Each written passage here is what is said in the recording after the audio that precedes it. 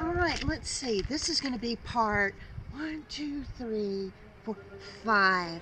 Part 5 of Beethoven in the Dog Park, which is right there.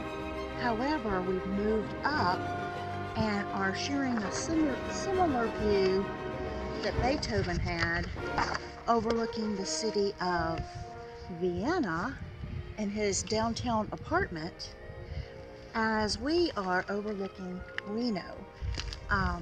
And of course, Miss Burleson lives right down there in the middle of it in an apartment downtown, somewhere like this. Okay, so his friend had pulled him out of his apartment. He was not doing good in the love department. He had just gotten rejected, and a friend came along and pulled him out of his apartment and helped him tidy things up and pulled him back out again. And he started writing again, and he even asked for a raise and was able to get one. So his stipend has been increased, and Beethoven has gotten his raise. He is, of course, excited about that raise, but something else awaited Beethoven in Prague. A surprise sighting of the woman that Beethoven liked more than any of his friends, students, and admirers. She gave him a pencil. The pencil and the memory of some unforgettable hours with her inspired Beethoven to write his immortal beloved. While I am at an inn in Telpes, on the chance that the letter might fall into the wrong hands, however, he never mentioned her name. Could it be? My angel, my all, my very self. There was so much that he wanted to share with her, but he realized that words could not adequately convey his emotions. Despite all the love he felt for her, he understood that she would never completely belong to him, nor he to her. And even if they couldn't have a life together, he vowed his devotion to her for all eternity. He saw their love as a heavenly structure.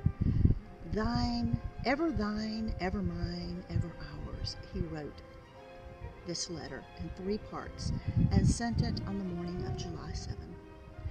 A few days later, Beethoven met God. He played the piano for him and accompanied him on walks, but he refused to accompany him to parties hosted by the young emperor. First of all, because of his hearing problems, but also because he simply couldn't stand the people at the court. Goethe, however, clearly enjoyed the royal air more than Beethoven expected. In fact, he thought Goethe enjoyed it a little too much. One day, Beethoven and Goethe were strolling arm in arm, and they came across the emperor and his royal entourage. Goethe hurriedly pulled away from Beethoven. He wanted to make room for the royals, which was the custom, but Beethoven held tightly onto Goethe and "Stay together with me," he growled. "They should be making room for us, not us for them." But Goethe tore himself free, jumped to the side of the street, and took his hat from his head and bowed. He bowed again. Unfazed, Beethoven strolled on, lifting his hat a little. The royal entourage parted, made room for him, and greeted him amiably. I've stuttered on that word before, I recall. And what was that? Part 3? Jeez, it's crazy. Then they moved back together. Beethoven waited for Goethe, shaking his head. "You see, I'm waiting for you because I respect you, and you've earned this respect. But you've honored them too much." Beethoven and Goethe were not going to become good friends. Beethoven understood this. He also understood that the spa in Telpes was not helping him. His hearing was getting worse, and his stomach pains had begun again. And his immortal beloved, she had returned his letter. She too was afraid it would fall into the wrong hands. Beethoven didn't know what to do with the letter. He didn't want to throw it away because it had been in her hands, on her cheek, at other parts. He locked the letter in a drawer where he remained until his death. For 8 years, none of Beethoven's operas were performed. Lenore had been a failure. Perhaps it was too long or too difficult. His best friend, Stephen von Brennen, had shortened the piece, but the abridgment didn't help.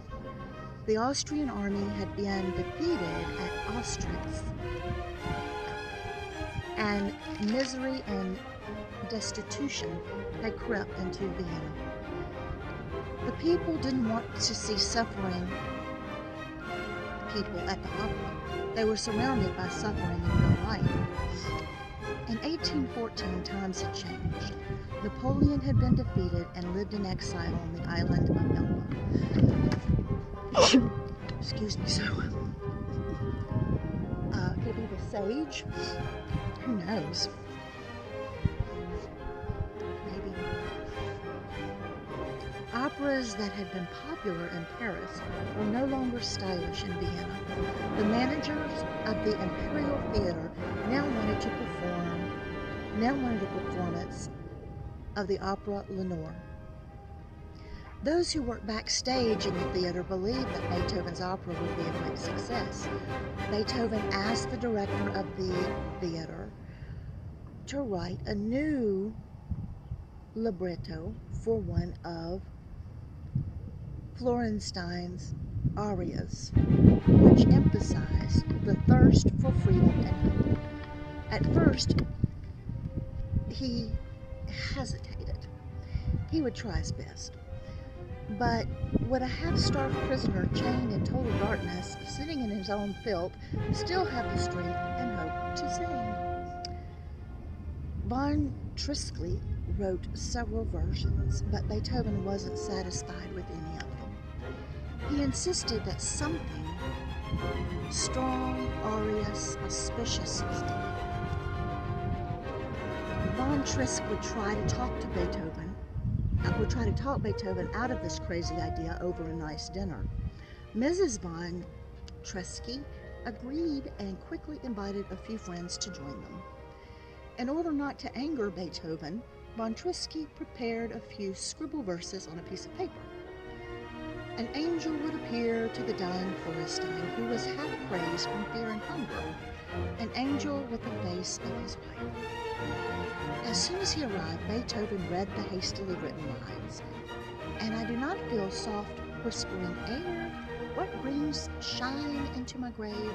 I see an angel, fragrant as a rose, comforting, she stands by my side. An angel, Lenore, so like my wife, to lead me to freedom, to the kingdom of God. Beethoven forgot to take his hat off and stumbled towards the piano. Mr. van Beethoven, the soup. But Beethoven heard nothing about soup. Instead, he heard Florenstein painfully putting his hopes in a heavenly being. But Mr. van Beethoven, the roast, won't you at least have a little dessert? Beethoven moaned, groaned, and pounded feverishly at the piano. The guests didn't dare disturb him, and they waited patiently for him to awaken from his creative streak. Mrs. von Trisk said in her gentlest voice, "Should the maid—" "Thank you," sniffled Beethoven. "That was delicious. I must go home quickly to write the aria." "But the food!" "Oh, it was excellent." The Viennese audience applauded the opera now called Fidelio. In the fall, audiences also applauded in Prague, and in Dresden, and in Berlin.